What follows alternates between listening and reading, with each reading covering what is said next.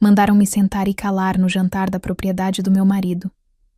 Disseram-me que eu era apenas a viúva, como se não tivesse construído cada pedaço desta família do zero. Sorri, levantei-me e fui embora sem dizer uma palavra.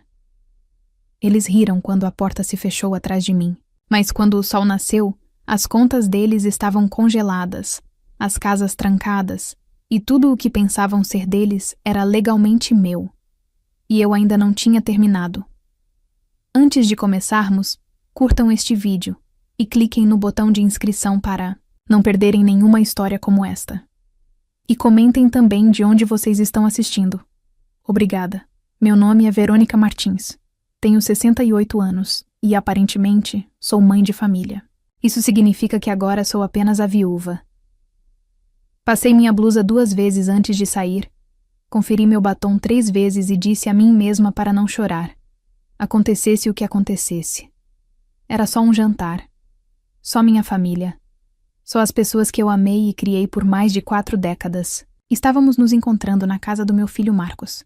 Aquela casa grande e envidraçada que ele e Vanessa compraram depois que Roberto e eu assinamos o empréstimo. Não que alguém tenha mencionado isso mais. Disseram que estávamos nos reunindo para falar sobre assuntos da propriedade, o que presumi que significasse a casa, a propriedade no lago e as contas de aposentadoria. Tudo o que Roberto e eu construímos do zero enquanto almoçávamos sopa enlatada e pulávamos férias por 20 anos seguidos. Levei uma torta de mirtilo porque Roberto sempre dizia que era a minha melhor, e pensei que talvez isso amenizasse o clima. Quando entrei, ninguém olhou para cima. Marcos já estava servindo vinho como um anfitrião em alguma maldita degustação no Vale do Napa. E Vanessa, com seus saltos dourados e sorriso falso e vítreo, circulava pela cozinha como se fosse a dona do lugar. O mais velho deles, Lucas, me deu um aceno de cabeça, daqueles que se dá a alguém de quem se lembra vagamente de um funeral. O ar estava impregnado de um perfume passivo-agressivo e de algo queimando no forno. Sentamos, 9, à mesa que comprei para eles no Natal passado. Marcos começou dizendo: estávamos pensando que seria melhor simplificar as coisas. E eu sabia exatamente o que isso significava. Menos de mim, mais deles. Quando perguntei gentil e cuidadosamente: você já falou com o advogado sobre o fundo? Vanessa nem tirou os olhos do celular. Ela apenas murmurou: você é só a viúva, Verônica. Talvez seja melhor ficar quieta por enquanto. A sala ficou em silêncio. Então Marcos riu. E Rafael, meu outro filho, também. Como se fosse uma piada de seriado. Minhas mãos tremiam debaixo da mesa. Não por fraqueza, mas porque o peso daquele momento me atingiu como a morte novamente. Só que desta vez eu era quem estava sendo enterrada. Olhei para todos eles, um por um. Os olhos deles ficaram vidrados, como se eu fosse um substituto, não uma pessoa. Larguei o garfo, levantei-me e não disse nada. Não queria dar-lhes a satisfação de lágrimas ou discursos. Deixei a torta intocada, no balcão. Caminhei até o meu carro, tranquei a porta e, pela primeira vez em 43 anos, deixei o silêncio interior me parecer paz, não solidão. Eles nem me chamaram. E não faziam ideia do que eu estava prestes a fazer. Não dormi, naquela noite, nem por 1 minuto. Fiquei sentada na velha poltrona marrom do Roberto, enrolada no mesmo cobertor que costumávamos usar para discutir nas noites frias, aquele com as bordas desfiadas e a leve mancha de café que ele nunca notou.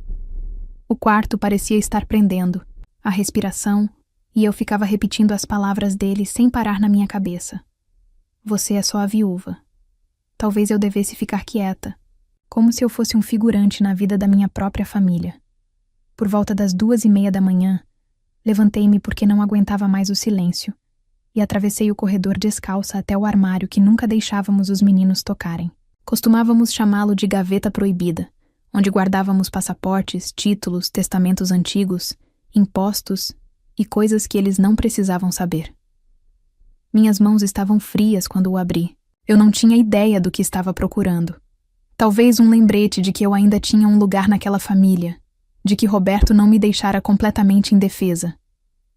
Afastei os papéis familiares, os documentos do seguro, as certidões de nascimento, uma foto antiga nossa no interior, e foi então que vi. Um envelope branco e grosso enfiado no fundo, etiquetado com a letra de Roberto e uma palavra: Verônica. Olhei para ela como se fosse desaparecer. Roberto não era do tipo que deixava bilhetes sentimentais. Ele demonstrava amor certificando-se de que os pneus fossem trocados e as calhas não entupidas, não por meio de cartas. Abria lentamente, com as mãos já trêmulas, e dentro havia uma única página de caderno e uma pilha de documentos recortados atrás dela. A carta dizia: Se você está lendo isso, algo já deu errado. Eu queria te contar antes, mas sabia que, se contasse, você tentaria consertar as coisas em vez de se proteger. Os meninos não são ruins, mas são egoístas. E a Vanessa é pior. Eu vi isso acontecer no momento em que fiquei doente. Fiz algumas mudanças. Tudo está em seu nome. Casa, contas, a propriedade no lago. Você tem plena autoridade, procuração. Eles não sabem. Não se sinta mal por usá-la. Não deixe que te envergonhem e te obriguem a ficar em silêncio. E se algum dia tentarem tomar o que é seu, queime tudo. Fiquei ali, paralisada, sentindo o peso daquilo afundando. Eu não fazia ideia de que ele tinha feito aquilo. Tínhamos conversado vagamente sobre o testamento, mas achei que ele estava apenas sendo cauteloso. Examinei os documentos, oficiais, autenticados, selados com o nosso advogado, com o carimbo do Dr. Sérgio, tudo legal e vinculativo. Havia termos descritos que eu mal entendia na época. Cláusulas de controle financeiro, reestruturação societária e transferência, de ativos com efeito imediato após a morte. Estava tudo lá. Roberto havia reescrito tudo 8 meses antes. Ele faleceu numa época em que eu pensava que estávamos apenas indo a consultas médicas e experimentando novos medicamentos. Ele fez isso discretamente, com total clareza, provavelmente depois de ver Marcos fuçando seus registros comerciais e Vanessa fazendo aquelas perguntas estranhas e sorridentes sobre os próximos passos. Eu praticamente conseguia ouvir a voz de Roberto me dizendo para ficar firme, ríspida, para parar de subestimar meu próprio poder. Fiz chá só para manter as mãos ocupadas, mesmo sem beber. Andei pela cozinha algumas vezes, peguei os documentos de volta e conferi as datas das assinaturas. Era real, tudo aquilo. E quanto mais eu olhava para aquilo, mais sentia algo mudar. Aquela sensação de ser invisível, como se eu fosse apenas uma figura no legado de outra pessoa, foi substituída por outra coisa: controle. Às 3h47 da manhã, peguei o telefone fixo e liguei para o Dr. Sérgio Carvalho, nosso advogado há mais de 30 anos, aquele que costumava entregar revistas de pesca para Roberto durante as reuniões e sempre me chamava de Senhora Martins. Mesmo depois de eu pedir para ele parar, ele atendeu depois de 4 toques. Grogue, mas alerta. Assim que eu disse meu nome, não perdi tempo. Eu disse. Roberto deixou tudo para mim. Encontrei a papelada. Quero ativá-la hoje. Ele parou por um segundo e perguntou se mais alguém sabia. Eu respondi. Não, ainda não. Ótimo, ele disse. Não conte a eles. Estarei aí às 9 horas com tudo o que você precisa. Desliguei e fiquei parada no corredor, olhando para a foto antiga do casamento na parede. Nós na escadaria do tribunal, jovens e assustados, mas em perfeita sincronia. Toquei na moldura e sussurrei. Agora eu entendi. Você não precisa mais se preocupar. Então, sentei-me novamente, dobrei os documentos em uma pasta de papel pardo limpa e a coloquei na minha bolsa como se fosse uma arma, porque era exatamente isso que era. E se eles achavam que eu ficaria quieta enquanto eles dividiam a minha vida, estavam prestes a descobrir exatamente que tipo de mulher eles tinham expulsado. Quando Sérgio tocou a campainha, às 8h57, eu já estava vestida, maquiada, com o cabelo preso para trás do jeito que Roberto gostava, com os documentos espalhados pela mesa de jantar, como um mapa de guerra, e um caderno cheio de perguntas que eu havia escrito nas margens, enquanto andava de um lado para o outro na noite anterior. Ele entrou com sua maleta e a mesma pasta de couro, surrada que carregava desde que os meninos estavam na escola primária. E quando viu o envelope que Roberto me deixou, sua expressão mudou de preocupação profissional para algo mais próximo de respeito severo. Passamos 2 horas analisando cada cláusula, cada termo legal, cada ponto de gatilho.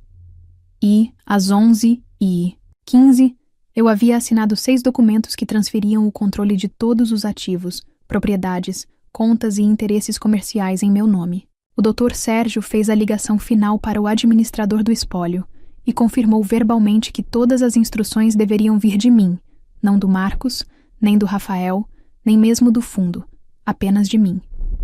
Foi surreal ouvi-lo dizer isso em voz alta. Qualquer outra autorização cabe exclusivamente à senhora Verônica Martins. Acho que não respirei por 1 minuto inteiro. Então ele olhou para mim e perguntou: Você quer que eles descubram por meio das contas? Ou prefere convocar em uma reunião? Pensei por 1 segundo e então disse a ele: Deixe que eles sintam. Deixe que me atinja como um acidente de carro. Ele sorriu. Ótimo. Essa é a Verônica de que me lembro. E assim, num piscar de olhos, tudo estava pronto. Passei o resto da tarde ao telefone com o gerente de corretagem do Roberto, a imobiliária, a empresa de títulos e o contador, todos confirmando que, sim, meu nome era agora o único que importava. Às 15 horas, recebi uma mensagem do Marcos. Ei, pergunta estranha, mas você sabe por que a conta da cabine está bloqueada? Não atendi. 5 minutos depois, Vanessa ligou. Deixei cair na caixa postal. O tom dela era ríspido e meloso, como sempre acontece quando acha que está prestes a manipular alguém. Às 16h30, o chat do grupo começou a ficar cheio de mensagens sobre problemas inesperados na conta. E Rafael, que raramente diz alguma coisa, finalmente mandou: Alguém mudou o acesso da minha mãe? Foi aí que eu soube que o pânico tinha começado. Eles nem tinham começado a perceber o que eu tinha feito ainda, mas o tremor já tinha começado, e os tremores secundários estavam chegando. Esperei até às 17h05, quando já sabia que todos estariam de volta à casa, dos Martins para mais um jantar estratégico, e subi o caminho de pedra com uma pasta nas mãos, batendo na porta como se estivesse lá só para entregar uma caçarola. Marcos abriu, confuso e irritado, com um sorriso falso, mal conseguindo se segurar. Entrei, coloquei a pasta no balcão e disse: Vocês podem querer se sentar. Eles não se sentaram. Claro que não se sentaram. Vanessa se encostou no balcão, com os braços cruzados, e Rafael ficou no corredor, como se fosse desistir. Abri a pasta lentamente, coloquei os documentos sobre o balcão e disse: Este é o novo plano patrimonial. Tudo está em meu nome. Tudo. Houve silêncio. Não do tipo chocado, mas do tipo arrogante, do tipo que pensa que vai te enganar. Marcos bufou e disse: Você não pode simplesmente movimentar dinheiro sem o conselho do fundo. Olhei para ele fixamente e respondi: Não existe conselho do fundo. Roberto dissolveu o contrato no ano passado. Você não leu as letras miúdas. Vanessa deu um passo à frente, tentando ler os papéis com suas unhas longas e seu sorriso experiente, e disse: Isso não tem como ser vinculativo, foi. Quando lhe entreguei o documento final, a cópia autenticada com a assinatura do Dr. Sérgio Carvalho e o carimbo da data. Ela congelou, dei um passo lento para trás e disse: Isso não é uma negociação. Esta é uma notificação, e até esta manhã, vocês não têm direito legal a nada dela. Ninguém se mexeu. Ninguém falou. Foi a primeira vez em anos que aquela sala ficou silenciosa enquanto eu estava lá. Virei-me para sair, parei na porta e acrescentei: Da próxima vez que quiserem discutir o meu futuro, precisarão de uma consulta. Não bati a porta, não fiz um discurso, não chorei. Simplesmente fui embora e os deixei parados na casa aqui.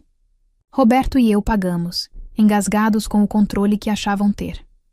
Na manhã seguinte, eu estava fazendo café na cozinha, a velha cafeteira engasgando, como sempre acontece quando está quase pronto. Já sentia a tensão crescendo antes mesmo de olhar o celular. 5 chamadas perdidas de Marcos, 3 de Vanessa e uma de Rafael, que previsivelmente esperou a tempestade começar antes de colocar a cabeça para fora. Ignorei todas e sentei-me, calmamente à mesa com a minha caneca, observando o vapor subir e me perguntando se eles tinham dormido a noite toda. Por volta das 9h12, Marcos finalmente enviou uma mensagem menos agressiva e mais confusa. "Podemos conversar?" Isso me disse tudo. Eles estavam se desfazendo. Ao meio-dia, Sérgio ligou para me dizer que Marcos havia tentado acessar 2 contas pelo laptop corporativo, e ambas as tentativas foram sinalizadas pelo sistema. Contei a Sérgio. "Ótimo. Deixe-o investigar, uma." Hora depois, Vanessa apareceu na minha porta sem ser convidada, usando óculos escuros enormes, como se eu não a reconhecesse por causa do plástico fumê e do preenchimento labial. Não a convidei para entrar. Ela ficou parada na varanda, como se estivesse dando más notícias para uma vizinha que odiava. "Verônica, estamos todos um pouco confusos." Ela começou com aquele sorriso forçado e aquela voz que sempre usa quando finge não estar furiosa. "Por que Roberto faria isso pelas costas de todos?" Olhei-a diretamente nos olhos e disse: "Talvez porque ele soubesse o que você faria na frente dele." Ela se encolheu como se eu a tivesse esbofeteado. Acrescentei: "Você deveria ir embora. Isso é invasão de propriedade." Ela tentou fazer uma ameaça passiva sobre advogados, mas fechei a porta antes que terminasse. 10 minutos depois, Rafael ligou, em voz baixa, como se não quisesse que a esposa ouvisse. "Mãe, eu não sabia de nada disso. Achei que a confiança fosse automática. Eu nem sabia que Vanessa e Marcos estavam brigando por controle. Eu conseguia ouvir a culpa, ou talvez apenas o medo de ser cortado. E eu disse: Você teve todas as chances de me perguntar diretamente. Não perguntou. Esse silêncio é a sua assinatura." Ele não respondeu, apenas desligou. Naquela noite, preparei o jantar para mim. Frango assado, alho, purê de batatas e vagem com limão, porque eu já estava farta de comer sobras enquanto outros se deliciavam com meus sacrifícios. Enquanto eu servia uma taça de vinho, o telefone fixo tocou novamente, e desta vez era a filha de 17 anos da Isadora, do Marcos e da Vanessa, a única que me olhava nos olhos durante os jantares em família. Sua voz era baixa, quase trêmula. "Vovó, eu não sei o que está acontecendo, mas a mamãe e o papai estão pirando. Disseram algo sobre o dinheiro sumir e a casa estar em apuros. Você está bem?" Isso me atingiu com mais força do que qualquer outra coisa. Eu amoleci. "Estou bem, querida. Você não fez nada de errado." Ela hesitou, depois sussurrou: "Sinto falta do vovô. Ele teria odiado isso." Engoli em seco e contei a verdade. Foi por isso que ele consertou antes que quebrasse. Depois que desligamos, sentei-me sozinha à mesa, cercada de silêncio, e senti algo que não sentia desde o funeral. Não tristeza nem raiva, mas clareza. Roberto previra essa confusão, e agora eles se debatiam sem rede de segurança. Marcos perdera o acesso às contas que pensava serem suas. Vanessa não tinha controle legal sobre a casa da qual se gabava para suas amigas de yoga. Rafael só agora percebia que silêncio não significava inocência. E Isadora, a única com algum coração naquela família, estava presa no meio. Eu sabia que era só o começo. Pessoas como eles não se dobram. Eles se esforçam. Eles se contorcem. Eles procuram brechas. Mas o que eles ainda não entendiam era que eu não era uma senhora de luto esperando a aprovação deles. Eu era a barreira agora. E se quisessem me desafiar, era melhor virem preparados para o próximo golpe. 2 dias depois de eu ter fechado a porta na cara da Vanessa e enviado aquela mensagem sem dizer uma palavra, Sérgio ligou novamente, desta vez com um tom que me fez sentar antes mesmo de ele começar a falar. "Tem uma coisa que você precisa ver." E 1 hora depois, eu estava sentada em frente a ele no escritório. O mesmo lugar que Roberto e eu costumávamos ir todo mês de abril para assinar papéis e beber café queimado em canecas minúsculas e lascadas. Ele deslizou uma pasta sobre a mesa sem dizer uma palavra. E quando a abri, não entendi a princípio. Apenas um monte de extratos bancários, transferências de conta, contratos de empréstimo, tudo com o nome de Marcos. Ele usou a linha de crédito comercial do seu marido como garantia. Disse Sérgio finalmente. 500 mil reais, talvez mais, dependendo do que ainda estiver sendo descoberto. Ele os autorizou como sócio, mas a sociedade foi dissolvida com a morte de Roberto, o que significa que se tratava de uma fraude. Fiquei com as mãos geladas. Folheei os papéis novamente, mais devagar dessa vez, observando as datas e os números começarem a se alinhar. O novo SUV, que Marcos comprou no ano passado, a reforma repentina da cozinha, a viagem de esqui em Aspen, me disseram. Foram patrocinados por amigos. Estava tudo ligado a dinheiro que não era dele. Dinheiro que Marcos não tinha o direito legal de tocar. Ele fez isso enquanto Roberto ainda estava doente? Perguntei com a voz mais baixa do que eu pretendia. Sérgio assentiu. Acreditamos que sim. A primeira transação aconteceu 2 semanas após a primeira cirurgia de Roberto. Fiquei olhando para os números até que eles pararam de parecer números e começaram a parecer traição, do tipo que apodrece de dentro para fora. Sérgio se inclinou para a frente e disse: podemos prestar queixa se quiser, ou podemos simplesmente deixar as notícias financeiras piorarem e vê-lo se contorcer. A decisão é sua. Eu não respondi. Ainda não. Eu precisava me conformar. Dirigi para casa sem música, sem parar, e fui direto para o escritório de Roberto, ainda praticamente intocado, e peguei o velho diário de couro que ele guardava atrás, das enciclopédias. Era lá que ele rabiscava notas durante a época do imposto de renda. E, de fato, em uma das últimas páginas, com sua caligrafia caprichada e inclinada, havia uma lista de coisas para conferir. Os saques do Marcos parecem suspeitos. Pergunte ao Sérgio. Ele devia saber. Deve ter desconfiado, e nunca teve a chance de terminar. E agora era meu trabalho fazer o que ele não conseguia. Naquela noite, não consegui dormir mais. Sentei-me à mesa da cozinha com os documentos espalhados à minha frente como peças de um quebra-cabeça e encarei as provas de que meu filho, meu sangue, havia roubado de nós enquanto nos afogávamos em consultas médicas e efeitos colaterais da quimioterapia. Eu queria gritar, mas não gritei. Simplesmente criei outra pasta, coloquei o nome Lenha nela e comecei a fazer anotações. Que ativos eu poderia vender? Que dívidas eu poderia resgatar? Que investimentos eu poderia congelar, aos quais Marcos ainda pudesse estar vinculado? Na manhã seguinte, liguei para Sérgio e disse: não apresente queixa ainda. Deixe-o se acalmar. Quero que ele fique sem dinheiro antes que se assuste. No mesmo dia, liguei para o contador do espólio, um homem chamado Marcelo, que eu não via desde a festa de aposentadoria de Roberto, e perguntei diretamente: você sabia de alguma coisa disso? Ele não negou. Eu estava preocupado, mas seu nome não estava em nada até agora.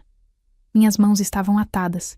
Eu disse a ele: bem, agora não estão mais. Comece a falar. E ele continuou por mais de 1 hora. Contou-me sobre movimentações, suspeitas de fundos, sinais de alerta que ele não podia investigar sem permissão, e como Marcos provavelmente vinha acumulando dívidas sob a falsa crença de que, quando Roberto morresse, herdaria tudo e poderia quitar tudo depois. Não era só ganância, era arrogância. Ele nunca imaginou que eu seria a responsável quando a poeira baixasse. Naquela noite, enviei uma única mensagem para Marcos. Talvez você queira um advogado, um contador e um apartamento bem barato. Não recebi resposta, mas também não precisava, porque a única coisa mais alta que o silêncio dele era o som de tudo o que ele pensava ser seu, escorregando pelas minhas mãos.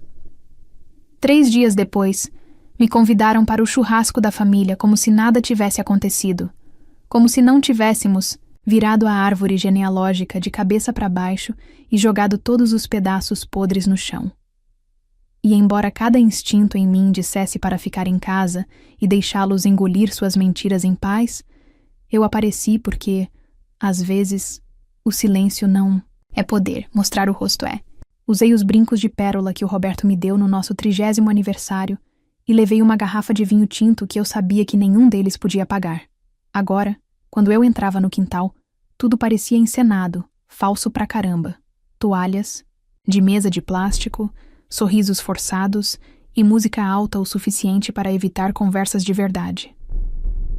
Vanessa estava de branco, como se estivesse tentando provar alguma coisa. E Marcos estava atrás da grelha, fingindo ser um provedor, virando hambúrgueres como se o mundo não estivesse queimando sob seus pés. Rafael acenou para mim sem jeito, como se não tivesse certeza se deveria estar bravo ou aliviado. Não esperei muito. Fui direto até a mesa de piquenique, coloquei a pasta de lenha sobre ela e disse: "Precisamos conversar agora." Vanessa revirou os olhos. Marcos murmurou algo baixinho. E Rafael pegou uma cerveja como uma criança tentando evitar uma briga. Abri a pasta e coloquei os documentos. A fraude do empréstimo, a extensão da parceria forjada, as transferências de fundos, tudo. Foi isso que Marcos fez enquanto seu pai estava morrendo. Eu disse categoricamente, sem levantar a voz, porque as pessoas não esquecem o que você diz. Elas se lembram de como você estava calmo quando disse isso. Marcos soltou uma risada e disse: "Isso é ridículo. Não é nem um pouco, mas eu o interrompi. Não é um palpite. Está registrado em cartório, confirmado. E a única razão pela qual você não está preso agora é porque estou lhe dando uma última chance de assumir a responsabilidade." Vanessa deu um passo à frente, com a voz estridente e trêmula. "Isso é uma armação. Ele não roubou nada. Roberto teria nos contado." Virei-me lentamente para ela, com os olhos no mesmo nível, e disse: "Roberto viu. Ele simplesmente não confiou em você para consertar." Pela primeira vez, ela não tinha nada a dizer. Isadora, que estava sentada, em silêncio perto da cerca, olhou para mim com os olhos arregalados, como se finalmente estivesse enxergando as rachaduras em tudo o que lhe disseram para acreditar. Virei-me para Marcos e disse: "Você vai começar a assinar as coisas hoje. Os veículos, os móveis da cabana, o inventário da empresa. Você não vai poder aproveitar os pedaços do que tentou destruir." Marcos cerrou os dentes, o peito arfando, e disse: "Você vai queimar a família inteira por causa de uma papelada." Inclinei-me um pouco e disse: "Não. Você fez isso quando roubou do túmulo do seu pai." Isso o calou.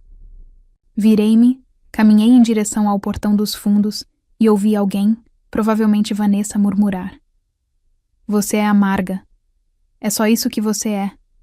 Uma velha amarga que não conseguia se soltar." Parei, não me virei e disse, alto o suficiente, para todos ouvirem: "Não, eu sou a mulher que pagou por todo este quintal e decidi que você não está convidada a voltar para ele."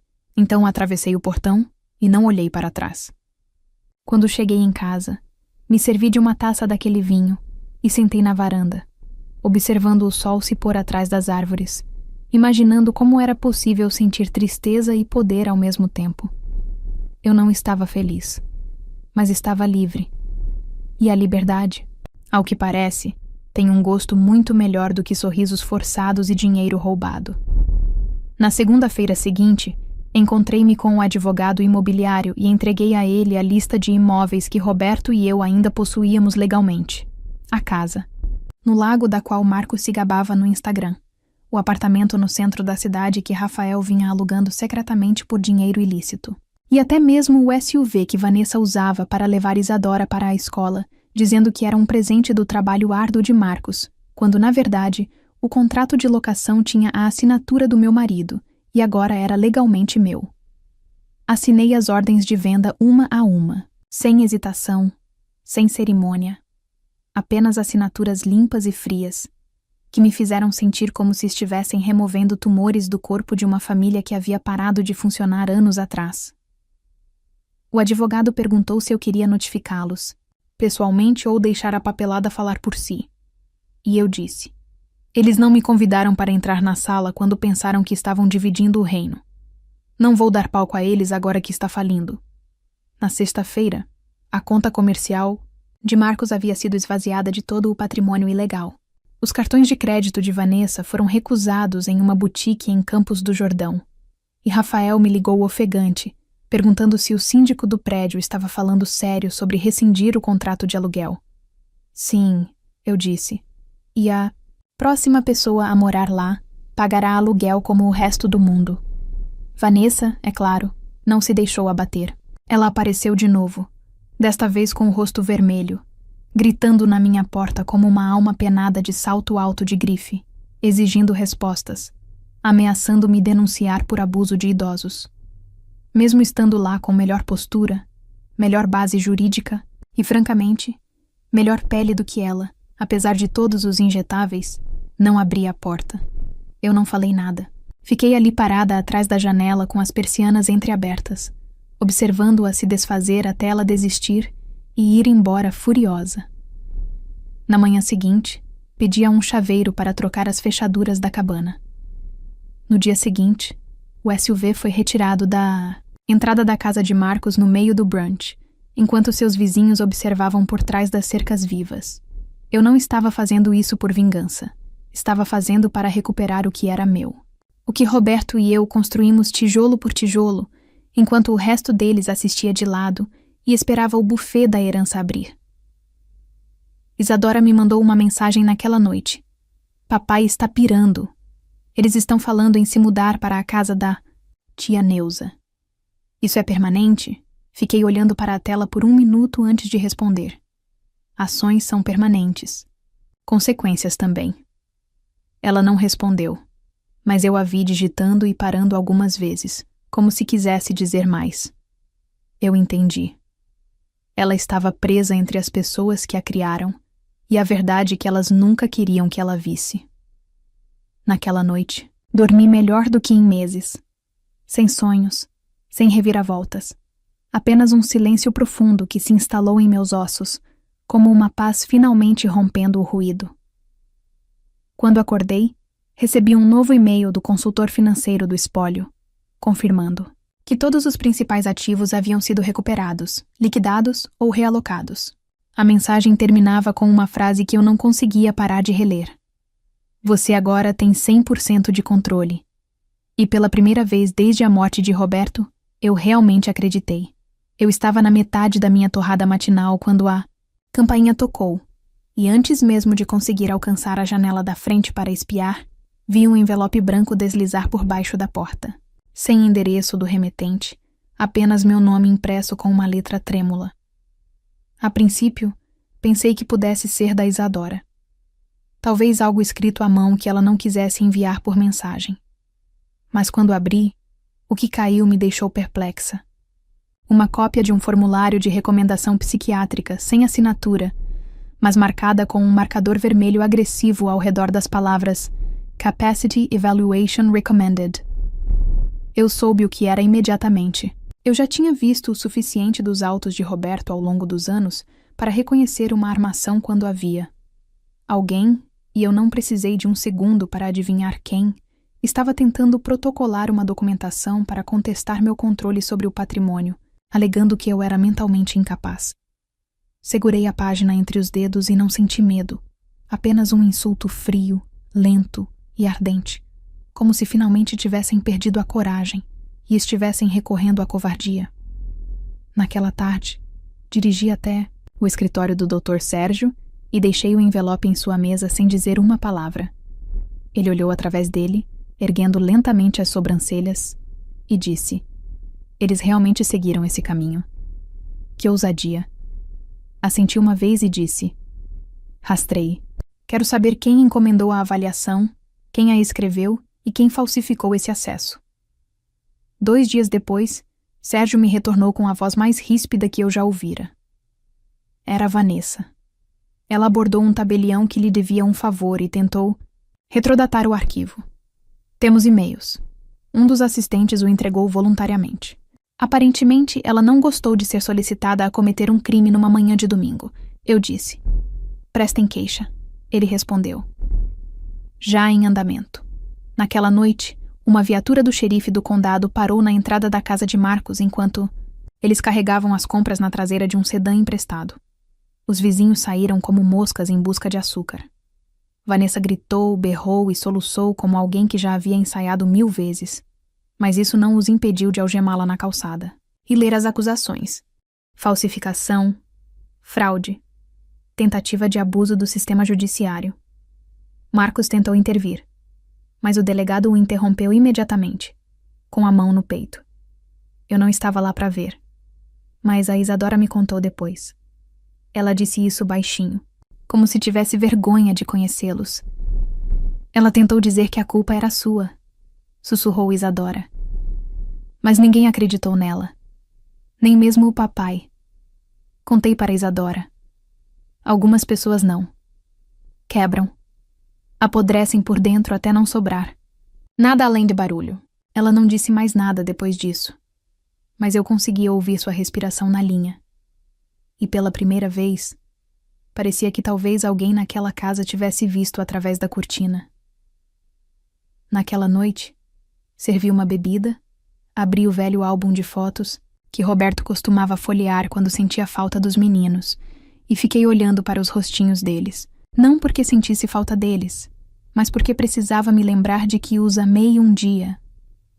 Você não faz o que eu fiz por ódio. Você faz isso porque foi o único que se lembrou de quanto foi sacrificado para construir tudo isso. E se proteger, isso significasse mandar um deles para a cadeia, que assim fosse. Vanessa tinha apostado tudo na ideia de que eu me renderia, que me sentiria envergonhado, fraco ou velho demais para lutar. Ela não percebeu que eu tinha parado de ter medo no dia em que me mandaram ficar quieto como uma sombra num quarto que eu tinha pago. Agora eu tinha parado de ser educado, e desta vez eu ia terminar o serviço. A audiência de acusação de Vanessa foi curta e brutal, assim como o dano que ela tentou causar, e eu nem me dei ao trabalho de comparecer. Dr. Sérgio me enviou uma mensagem depois, com 3 palavras que diziam tudo. Ela aceitou um acordo. Eu não precisava de detalhes. Sabia que Vanessa jamais arriscaria um julgamento. Não com registros digitais vinculados ao seu e-mail pessoal e depoimentos de testemunhas do assistente do tabelião, que prestou depoimento sob juramento em troca de imunidade.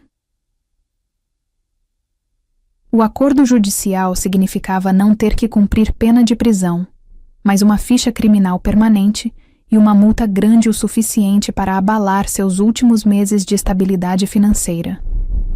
Marcos não falou mais comigo depois disso, nem mesmo para defendê-la, nem mesmo para me ameaçar. Apenas silêncio absoluto, o tipo de silêncio que te deixa saber que alguém finalmente percebeu que o chão sob seus pés se foi. Passei a semana seguinte mudando de assunto, não mais por vingança, mas por necessidade. Havia impostos para declarar, fechamentos de imóveis para finalizar e, acima de tudo, decisões a tomar sobre o que toda essa briga significaria agora que a poeira havia se dissipado. Eu não ia me apegar a todos os bens como um dragão acumulando ouro. Esse nunca foi o objetivo. Eu só queria que o que era meu e o que Roberto e eu construímos fosse protegido da deterioração. Então liguei para Marcelo, o contador da propriedade, e pedi que transferisse a propriedade da casa menor fora da cidade. Aquela com o balanço na varanda e as venezianas amarelas que Roberto sempre dizia que o lembravam da casa da avó, para o nome da Isadora. Ela não pediu. Ela não esperava por isso. Mas era a única em toda a família que nunca tentou me enganar, nunca desviou o olhar quando as coisas ficavam difíceis. E eu queria que ela tivesse algo que não pudesse ser, distorcido ou arrancado de volta. Ela chorou quando contei.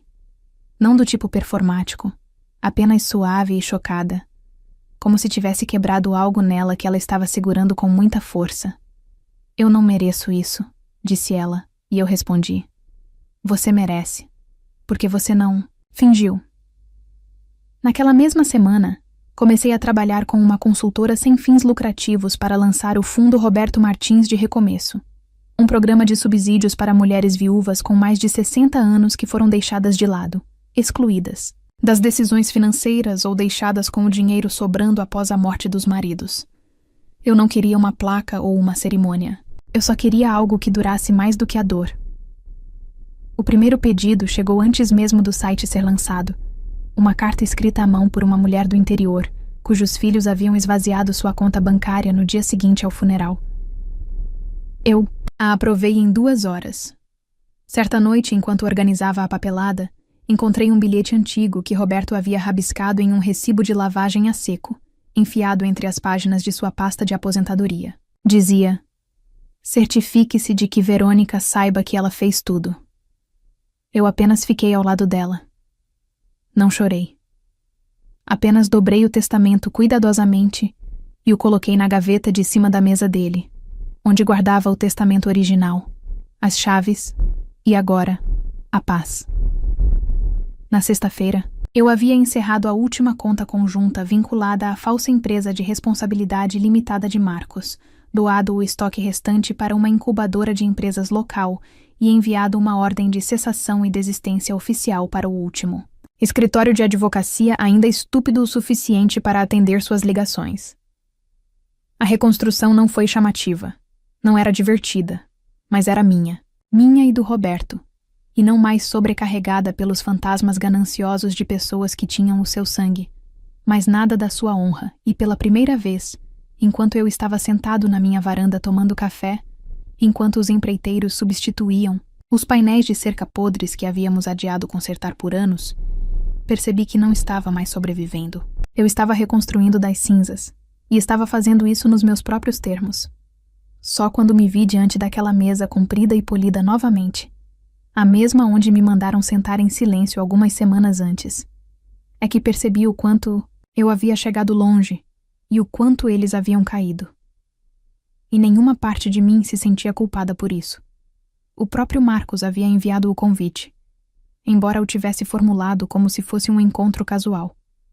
Uma bobagem sobre reconectar e reiniciar, como se fosse um erro técnico, ou uma falha familiar que poderíamos consertar com hambúrgueres e desculpas forçadas. Não fui para perdoar ninguém. Fui porque, às vezes, as pessoas que tentam te apagar precisam te ver de pé, sem pedir mais permissão para existir. Vanessa não estava lá. Parte do acordo dela com o Estado envolvia ficar longe de mim por pelo menos 6 meses.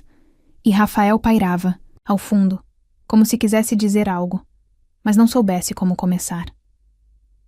Isadora sentou-se ao meu lado, com as mãos cruzadas no colo, calma e vigilante, como se finalmente estivesse aprendendo a ser firme em uma sala cheia de fumaça.